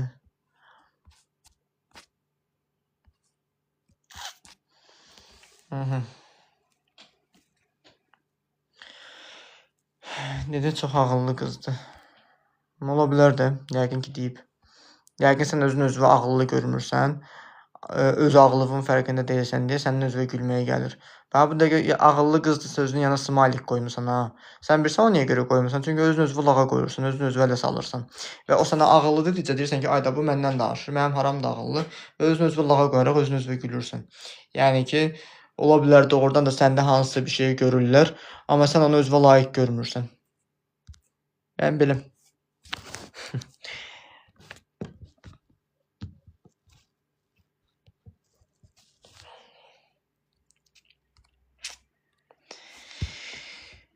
Belə. Başqa suallar yoxdur. Bekarçılıqdan gələn suallar. Nə sual yazmışdınız ki, bəyəmsiz? Sizin sualınızı oxumamışam ki, mən.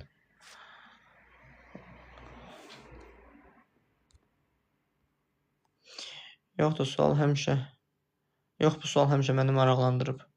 Sizin qəbulu necə gəlmək olar siqaretlə bağlı? Şəxsi nömrəmizə yazın, yəni əlaqə saxlayın, özünüz haqqında məlumat verin, konsultasiya keçirtmək lazımdır sizinlə. Konsultasiya keçirdik, tanıyım sizi, müəyyən kontrollar eləyək, sonra məni danışaq da. Mən yox, xanımın sualı.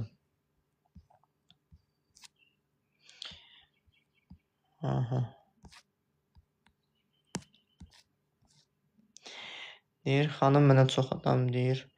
20 nəfər saymışam, maraqlı gəlir. Hə.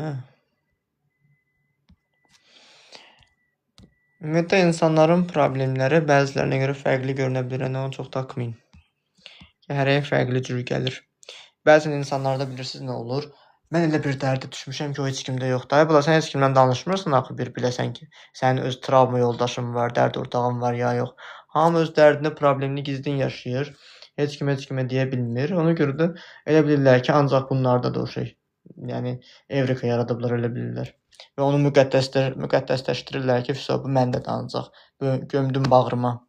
Can travmam deyirlər, qoyub otururlar.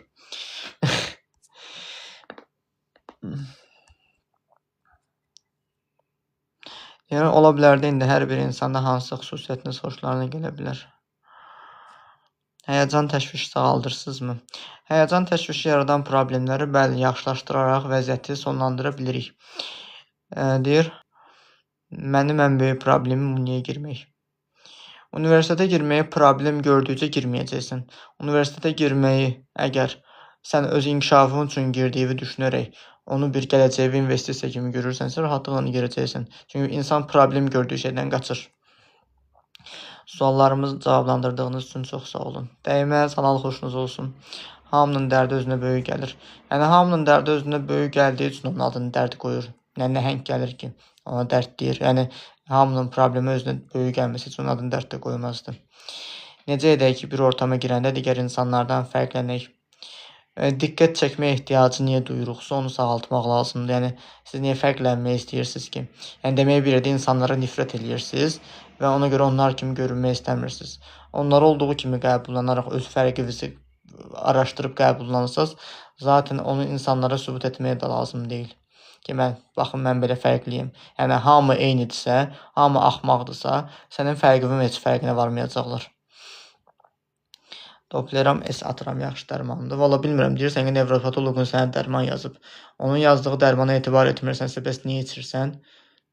Və etibar edirsənsə, təzə məndən niyə soruşursan? Çünki mən dərmanlarla işləmirəm və məsləhət də görmürəm. Bu da mənim fikrimdir. Matilda deyir, salam. Salam, Matilda. Mən deliyəm, deyir, mən tək qalmaq istəyirəm, heç nə həvəsim yoxdur getməyə falan, ancaq qaranlıq tək. Depressiya yaşayırsınız da, yəni ki, özünüzdən baş-başa qalırsınız. Necə ki, ilibis, tısbağa, təhlükə qarşısında özünü yandırmamaq üçün, qorumaq üçün öz qabığına çəkilir. Siz də yəqin ki, insanlar tərəfindən incidilmişsiniz, sizi anlamayıblar, başa düşməyiblər. Ona görə özünüz öz qabığınıza çəkilirsiniz. Deyir, çarəsi nədir? Yəni, özündəki olan travmadır, depressiyaya səni salan duyğun var, o duyğudan qurtulmaqda ancaq. Deyir, tısbağa olduq.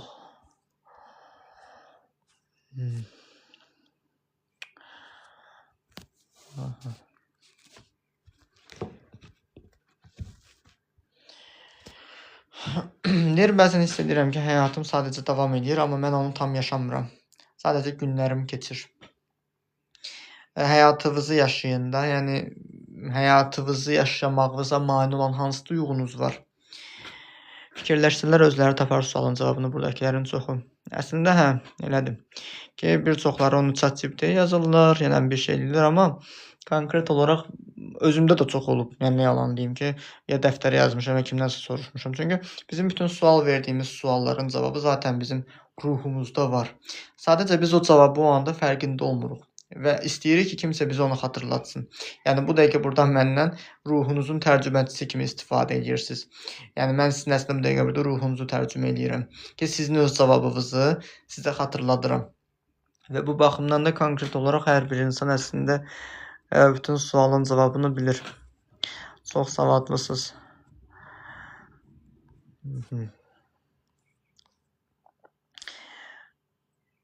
Belə.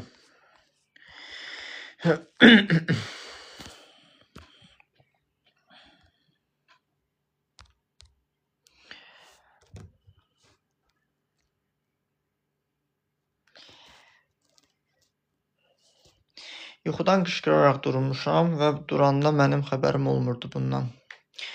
Yuxuda qışqırmaq ümumiyyətcə eşidilməməkdir əslində. Bir yerdə eşidilmədiyini düşünürsən. Sanki səni anlamırlar, səni eşitmirlər. Səni anlayan, eşidən bir insan. Düzdür, yuxu yozan deyiləm. Mən indi durub yazacaqlar ki, yuxuda falan şey görmüşdüm, onun mənası nədir? Yəni yuxu yozan deyiləm. Sadəcə olaraq bəzi simvolik şeylər var ki, onun psixoloji mənaları var. Konkret olaraq ki, eşidilmirsiniz və bu da sizi qorxudur.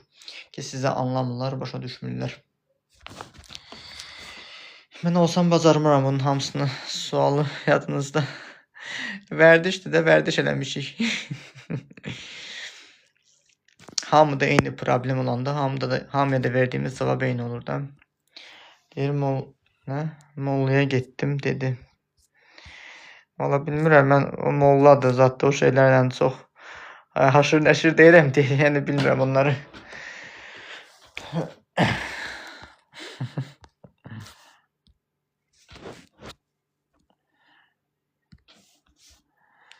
Getəndən sonra keçdi. Aha.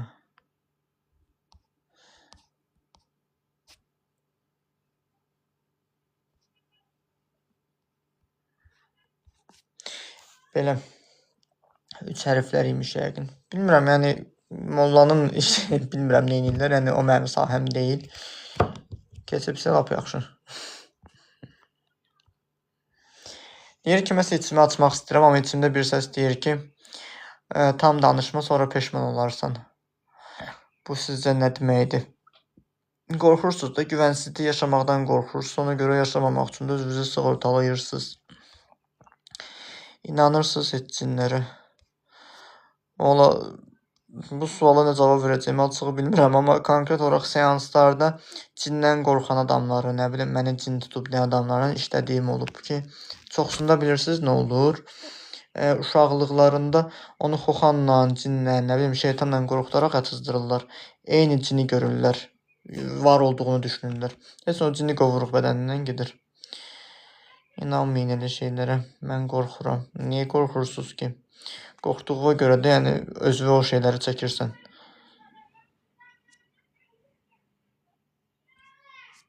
Nəzərə almaq lazımdır ki, yəni, Allah insanı yaradanda şeytana icazə vermir insana toxunsun. Yəni, şeytan sənə toxunmur, sən ondan icazə verməyənə qədər.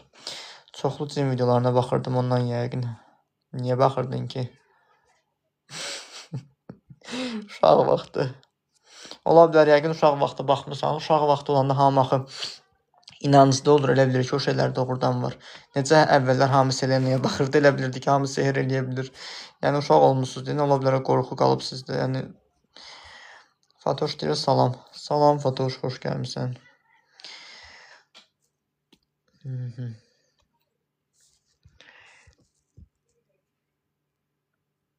Deyir, tək qalanda, özümdən baş-başa qalanda xoşbəxt oluram, amma insanlardan sıxılıram. Sizcə niyə belədir? İnsanlarda əslində qəbullanmadığınız, qınadığınız bir şey ola bilər ki, onu yaşayırsınız yəqin ki və yaşamamaq üçün də özünüzü yəqin sığortalayırsınız, bilmirəm. Amma yəni, çünki hər kəs də individual olur. Sağ olun, hələlik. Sağ olun, hələlik. Gecə deyil, amma yenə də gecəniz xeyri. Çox xoş gəlmişsiniz, hə. Xoş gününüz olsun sizin də. Aha. İnsanlarla daha məsafəli olanda hörmətli olursan. Bir tərəfdən ona razıyam, amma bir tərəfdən yox. Çünki insanlarla məsafəli olanda hörmətli olursan düşüncəsi insanlarla eyni olmaqdan qorxmaqdır. Demək ki, bir yerdə sən həmin o insanları qınayırsan ki, özün də dəyərsizsən ki, həmin o duruma düşməkdən qorxursan. Yəni, öz individuallığınla barışıb özünü qəbullansan, yəni biləcəksən ki, yəni itlə dostluq eləmək olar, amma çomağı yerdən qoymaq lazım deyil. Xeyrə qarşı. Necəsiz? Yaxşıyam, Mustafayev, siz necəsiz? Sənan bəy, zob nədən yaranır? Zobun psixosomatikası deyilə bilməyən sözlərdir ki, insanlar vaxtı ikən qorxur, nə bilim, filan söz desən, nə bilim, böyüyə cavab qaytarma, neynəmə, ağlama, kəs səsi və ağlamağı ud və bu kimi şeylər insanın burasında yumruq hissi kimi yığılır, qalır. Və ona görə də zob xəstəliyi bu şeydən, faktordan yarana bilir. Salam, Sənan bəy, salam, xoş gəlmişsən. Mən niyə heç kimə güvənə bilmirəm? Çünki ilk dəfə güvəndiyiniz vaxtda güvəninizi qırıblar, eyni ağrını yaşamaqdan qorxursunuz. Bu baxımdan da yəni güvənsizlik yaşayırsınız. Amma başa düşmək lazımdır ki, özgüvənli olmaq, insanlara güvənmək, yəni özümə güvənmək, bütün insanlara güvənməkdir. İnsanlar mənə istəyir psixoloji, istəyir fiziki olaraq təhlükə yaratmadan mən özümü qoruma ehtiyacı duymamalıyam. Hər vəziyyətə hazır olmalıyam. Hətta bunun bir idman növü var. Düzdür, Aikido adlı bir idman növü var ki, rəqibin sənə atdığı zərbələri rəqibin fəndən onun özünə qaytarırsan. Yəni sən ona heç bir şey eləmirsən. Sadəcə özünü onun özünə qaytarırsan. İstənilən halda sən əgər güvənsizlik yaşamaqdan qorxmursansa, artıq sən sağlam şəkildə özünü qorumağı bacarırsan. Yəni sən sadəcə təhlükə sırasında özünü qoruya bilirsən. Amma əks halındakı bir şey yaşayırsansa, demək sən özün güvənsizliyi yaşamaq istəyirsən. Çünki insan beyni, insan şüuraltısı həmin o vəziyyətdə haqlı çıxmaq istəyir. Travmatik də olsa, gülünc də olsa, oturub özünüzü söysəz də, yəni bu fakt var. Yəni ki, güvənsizlik yaşamısansa, birdən yenə mənə xəyanət eləyərlər düşüncəsi haqlı çıxmaqdan ötürü səni o iyrənc insanlarla, sənə xəyanət eləyəcək insanlarla eyni döngüyə salır. Xoş gününüz olsun sizlərin də.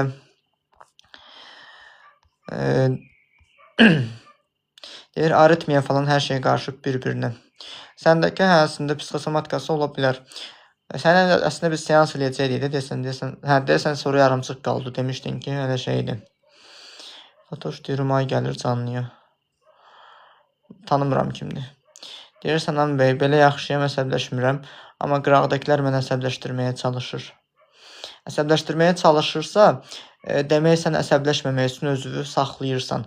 Sən tam öz ipləri ələ almağa çalışdıqca artıq səni əsəbləşdirməyəcəklər. Bir də məqam var ki, bəzən insanın əsəbləri sakit olanda digər ətrafdakı insanlar sənin özünə sakit davranmağı, sənin əsəblərinin sakit olmağını gözü götürə bilmir və istəyir səni öz səviyyəsinə endirsin. Ki sən də ona icazə vermədiyin sürəcə sənə təsir edə bilmirlər.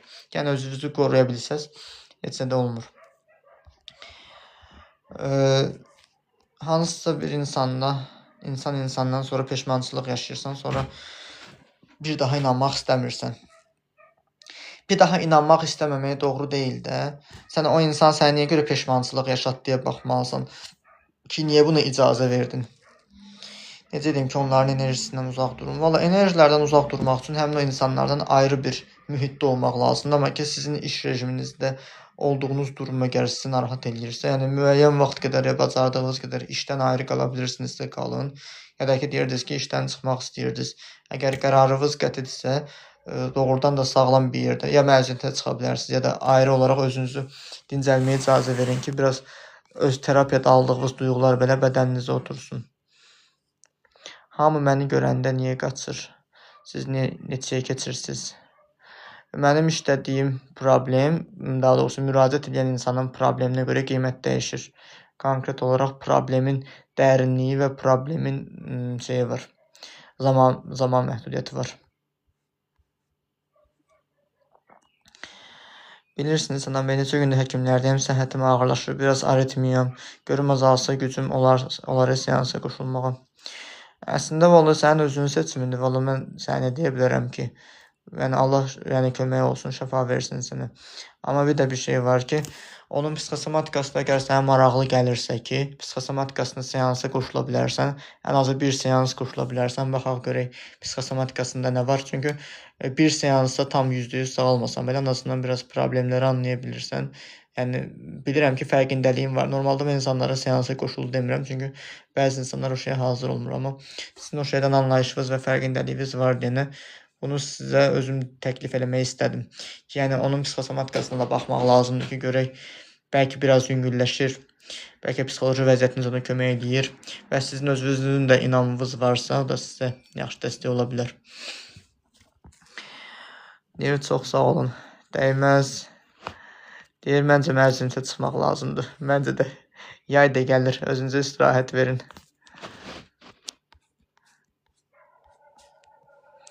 Deyir, mən təyyarədən çox qorxuram və hər gecə yuxuma girir, bizim evin həyətində partlayır. Təyyarədən niyə qorxursunuz ki? İlk dəfə nə vaxt qorxmuşsunuz təyyarədən?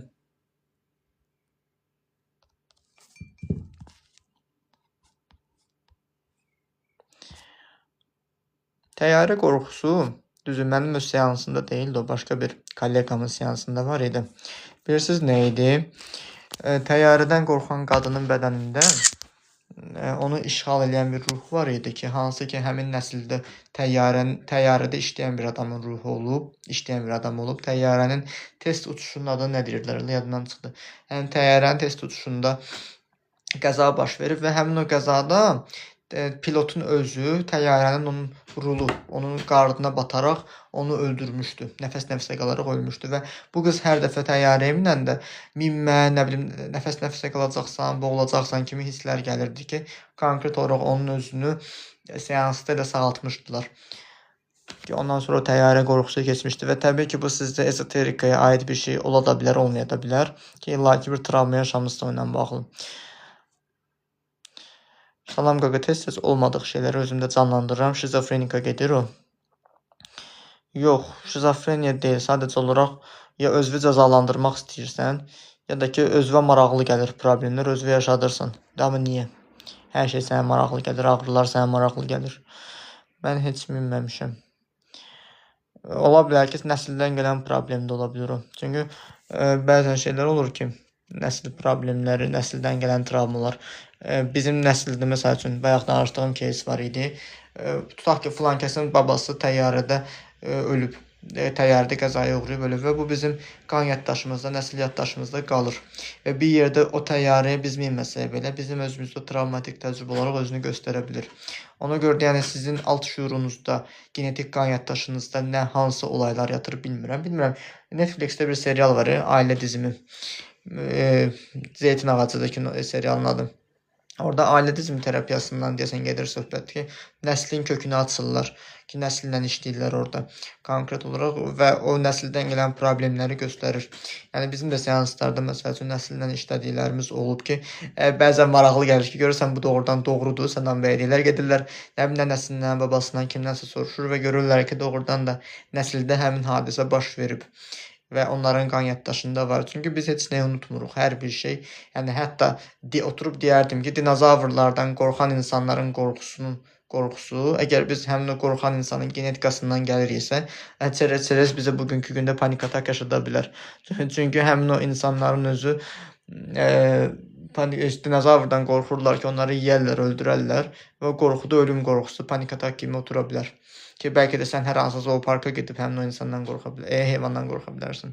Ki yəni əslində altyapıda olan duyğuları qaldırır da. Necə deyirlər ki, nəsildə 7 nəsildən belə bütün xəstəliklər gəlir. İstədiyiniz bir nə bilim həkimə gedib tibbdə araşdıra bilərsiniz ki, uşaq doğulmamışdan hətta ana bətnində olduğu vaxtdan etibarən, rüşeym olduğu vaxtdan etibarən belə onun hansı xəstəlikləri genetik olaraq daşıdığı o artıq DNA testindən görmək olur, mümkün olur ki, 600-dən çox genetik xəstəliyi daşıya bilirik ki, orada həm psixoloji xəstəliklər olur, həm morfoloji xəstəliklər olur ki, baxırsan ya xərçəng var, Parkinson var, Alzheimer var, amma bu o demək deyil ki, bu uşaq doğulacaq 5-6 yaşında Alzheimer olacaq, yox. Sadəcə bu müəyyən bir həddə gəlib çıxacaq ki, həmin onun duyğusunu qaldıracaq bir hadisə yaşayacaq ki, onda baş verəcək. Çünki bəzi şeylər yatmış şəkildə baş verir. Hamımızın bədənində vərəm çöpü də var, bəlkə o birilərdən də var, bu birilərdən də var ki. Amma sən həyatı belə bir dövran sürə bilərsən ki, nə bilim terapiya ala bilərsən, onu qaldıracaq duyğuları tətiklənməyini önləyə bilərsən ki, heç o vəziyyəti yaşamazsan da. Salam, necəsiz Sənan bəy? Salam, yaxşıyam, sağ olun. Siz necəsiz? Xoş gəlmisiniz bu arada. İlk tanışlıq zamanı bir insanın səbəbsiz yerə səndən zəhləsi getməsi nədən ola bilər? Ola bilər ki, səndən zəhləsi getməyi ona travma verən bir insanı ona xatırladırsan. Yəni, bu daha çox baş verə bilən məqamdır. Çünki bir insanı mən ilk dəfə tanımışamsa, ondan nifrət eləməyim zaten mənim nifrətimin kökünün ona aid olmadığının göstəricisidir. Məsəl üçün, mənə uşaq vaxtı anam, atam travma verib. Filan kəslə mən ilk dəfə tanışamsa, həmin onun ya gülüşümü deyim, səs tonumu deyim, hər hansısa bir hərəkətləri, davranışları belə onu travma verən insanı xatırladır. Necə ki, biz bəzən hər bir mahnının, hər bir musiqinin öz dövranı var da və sən o mahnıya qulaq asdığın vaxtda hansı duyğunu keçirdirsənsə, 5 ildən sonra da o mahnını eşidən kimi eyni duyğular qalxacaq. Yəni ki, bu o deməkdir ki, səndə genetik limbik yaddaşın, limbik beynin var. Ola bilər ki, o da eyni şeyi yaşayır.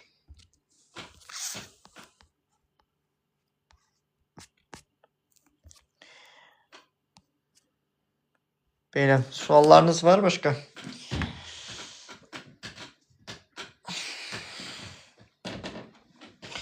Saat neçədir? Mənim sonra seansım var. Elə bildim saatı gecikdirmişəm deyə qorxdum bir anda.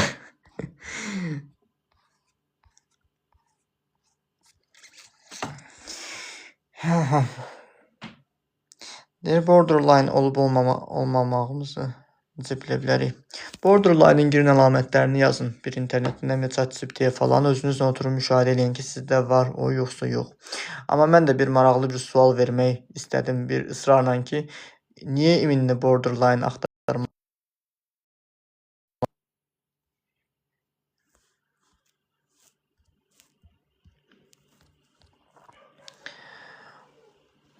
Niyə özümə emosional zərər verirəm?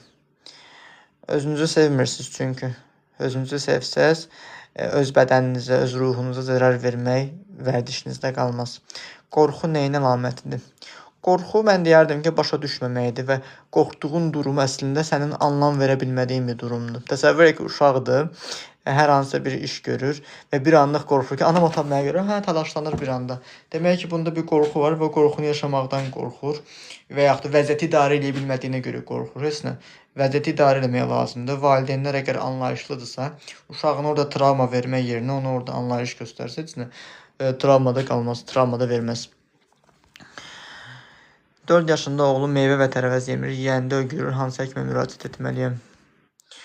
Valla bilmirəm konkret olaraq, çünki o ilə bağlı elə bir məlumatım yoxdur ki, tibbi olaraq hansı həkimə getməlisiniz. Amma ki, meyvə tərəvəz yemirsə, iyrənirsə, kusursa, onun psixosomatikası ola bilər. Bəlkə siz özünüzdə hamiləlikdə iyrənmisiniz, yeyə bilməmisinizmi, bilmirəm.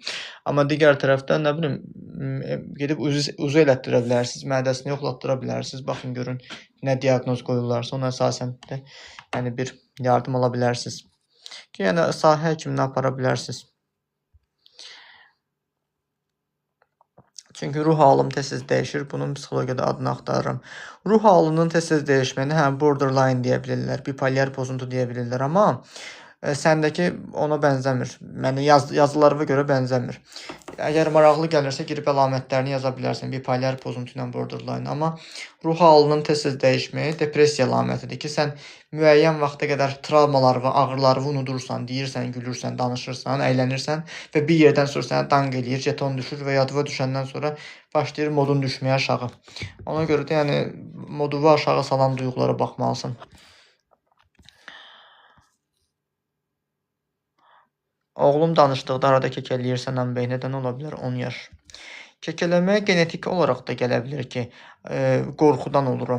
Məsəl üçün, mənim bir pasiyentim var idi ki, konkret olaraq onda da kekələmə problemi var idi. Kekələmə problemi onda 3 yaşından baş vermişdi ki, yəni konkret olaraq onda o deməkdir ki, qorxudan yaranmışdı. Və uşaq vaxtı adam əsəbləşir, həyəcandan adamın dili topuq vurur ha. O həyəcan əslində dildə kekələməyə qədər gətirib çıxarda bilir. Bəzilərində o həyəcan çox kəskin olur. Bütün günü kekələməyə başlayır. Bir adam tanıyıram ki, əsəbləşəndə başlayır kekələməyə. Deyir, oğluma söz deyirəm, amma yadında saxlamır. Danışdığım vaxtda hə deyir sözlərimi, amma 2 dəqiqədən sonra yadından çıxır sözlər. Ola bilər siz də ona vaxtında qulaq asmamışsınız, o da ona görə sizə qulaq asmır. Uşaqlar çünki sual verməyə xoşlayırlar və onları önəmsəməyəndə onlar da bizi önəmsəmirlər. Ki, yəni belə. Çox təşəkkür edirəm. Dəyməz, çox doğrudur deyir. Autizmi müalicə edə bilirsiniz. Autizmi tam aradan qaldırmağı, yəni qarantisini vermirəm. Çünki autist uşaqlarla çox işləməmişəm heç autizm uşaqlarla, çünki onların valideynləri ilə ən çox işləmişəm. Autizmli uşaqların valideynlərinə. O da işlədiyim məqam bilirsiz nə olub? Özlərini günahlandırmaqları. Əgər bir ana, bir qadın özünü günahkar hiss eləyirsə, özünü cəzalandırmaq üçün xəstə uşaq sahibi olmaq istəyir. Şüuraltısı istəyir özdə bilmədən. Ya o uşağı homoseksual doğulur ki, hormonlarında problem olmur, amma psixoloji, daha doğrusu hormonlarında problem olur, amma belə deyək də, bədənində hər hansısa bir cinsiyyət orqanı olur, amma hormon olaraq o olmur, uyğun gəlmir. Yəni nə bilim, hər hansısa fiziki qüsur olur ayaqlarında, qollarında, başında, beynində ki, bu autizmli sindromlu uşaqlarda da eyni şey baş verə bilər. Səhv etmirəmsə, yoxsa autizm idi desən də, hə. Autizmli uşaqlarda, hə, həmin o uşaqların özlərinin IQ-ləri, məntiqləri çox yuxarı olur. Sadəcə onlara daha dərindən, səbirlə, daha individuallıqla yanaşmağı bacarmaq lazımdır. Ki, yəni o uşağın da əslində gələcəyi var və gələcəyi ola da bilər. Həmin o insanlar sadəcə digərlərindən fərqli olurlar. Və valideynin ona səbirlə yanaşması üçün günahkarlığından hər hansısa bir valideynliyi məcburiyyət yoxdur, məsuliyyət kimi görəndən sonra artıq rahatlaşdırmaq olar. Yəni autizmi sağaltmaq olmasa da yaxşılaşdırmaq olar. Məcbur evləndirilib həmin uşağın anası. Ola bilər sevgisiz evlilikdən dolayı o şey yaranıb. Necə deyirlər? Şeydə. Bir dəqiqə.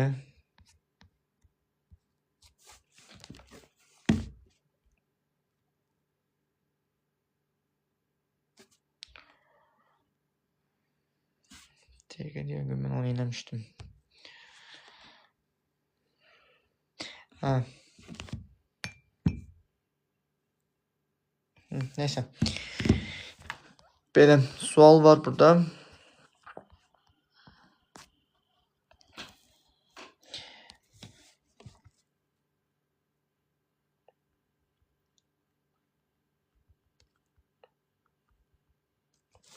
Hamı sakitləşdi, hamı susqunlaşdı. Deyəsən, hamı sualların cavabını həzm eləməyə çalışır.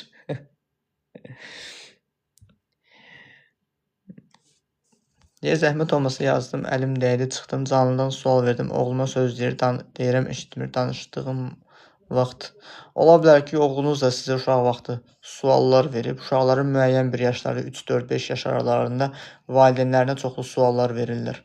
Ola bilər siz onları səbirlə cavablandırmamısınız, yəni keçişdirmişsiniz, ona görə də sizə keçişdirir. Yəni bilmirəm dəqiq budur yoxsa yox, çünki bu vəziyyətdən, əlamətdən qaynaqlana bilir. Əgər bu deyilsə, demək başqa bir səbəb var. O uşağınızla normal söhbət eləyərək bunun səbəbini ondan soruşa bilərsiniz. Demirsə, uşaq psixoloqu ilə görüşdürün. Sinir problemləri mədə xəstəliyi yaradırmı? Bəli, yaradır.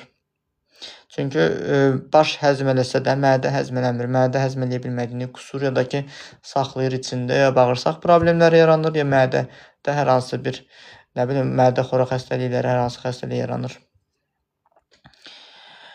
Hə, deyir, sonra öz bildiyini edir. Anksiyetə sağala bilirmi? Əgər sağalmaq istəyirsə, hə. Söz eşitmir. Sizdən qisas alırdı, ona görə. Ola bilər bir müəyyən bir yerdə ailədə kiməsə qarşı, ya sizə qarşı, bilmirəm, kimdənsə bir qıcığı, aqressiyası var deyənə, yəni sizə o aqressiyanı göstərir. Bəzən deyirlər, mənim uşağım bizim evin içində bizi it kimi qapır, amma qıraqçı ilə yaxşıdır, belədir, elədir deyirlər. Amma anlamırlar ki, qıraqçı ona görə yaxşıdır ki, qıraqçı sənin uşağı verdiyin travmanı onu göstərmir. Tamam onun görmək istədiyi şey və yaxud normal performans göstərir. Yəni bir yerdə incəliklər olanda valideyn-uşaq münasibətində yansıyır.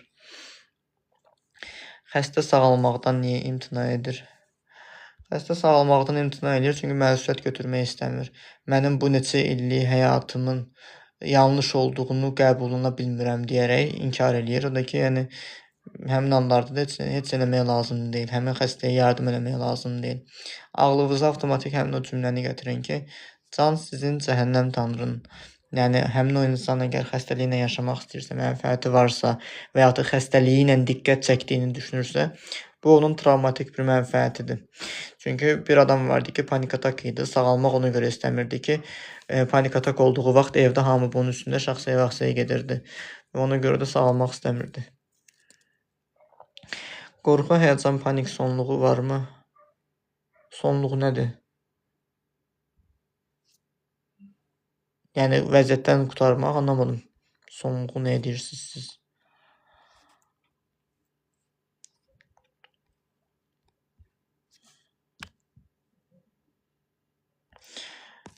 Aha. Mən nefri sonlandırım. Yəni, panik atakdan sonra yetir. Panik atak sonu yetir, sağalır. Panik atakın psixoloji yaranmaq səbəbi aradan qalxırsa, heç nə, vəziyyət aradan qalxa bilər. İntihara meyilli insanlara. İntihara meyilli insanlara əgər doğru yanaşmağı bacarırsınızsa, yanaşa bilərsiniz. Qarşısına şərt qoymalısınız. Ya arzuladığın kimi ölməlisən, ya da yaşamalısan. Hansını seçirsə onu da eləyəcək. Çünki intihar eləmək istəyən insan heç gəlib sənə demir ki, mən gedib intihar eləyəcəyimi, get səndən sağollaşım demir. Gidince səndən xəbərsizcə səndən sağollaşır və bir də görürsən ki, özünü öldürüb. Əgər kimsə intihar eləmək istəyirəm dilə gətirirsə, zaten o ölmək istəmir, yardım istəyir. Lazım olan yardımını göstərməlisiniz. Çünki intihar eləmək istəyən insanlara sən qayıdıb desən ki, özünü öldürməlisən ya da yaşamalısın, o şoka düşür. Çünki eşitmədiyi cavabdır. Onu o anda manipulyasiya eləyərək saxlamaq olar. Yəni yoxlaya bilərsiniz. Belə mən efiri sonlandırmaq istəyirəm. Xeyli vaxt efirdə olduq. Suallar biraz maraqlı gəldiyinə görə saxladım. Çünki normalda 1 saat aparıram efiri. Vaxt məhdudiyyətindən dolayı. Birazdan da ayrı bir görüşümüz var. Ona görə sağollaşmaq lazımdır. Hələlik.